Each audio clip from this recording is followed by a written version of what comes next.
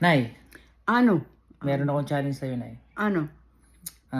Magbigay ka ng pangalan ng lalaki. Aba. Ay, ano kayang mainon pangalan? Michael. Michael. Bakit Michael? Michael de Mesa.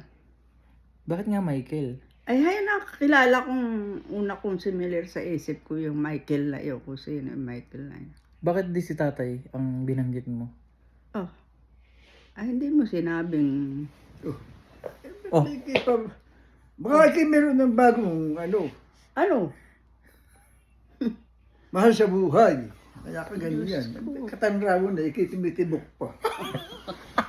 Ay, hindi. Tarantado ko yata. Baka Ay, kita. ang tanong sa... Uy, taga lang. Ang tanong sa akin, bumanggit ako ng lalaki. Ay, ano naisip ko? Bakit nga hindi si tatay, oh?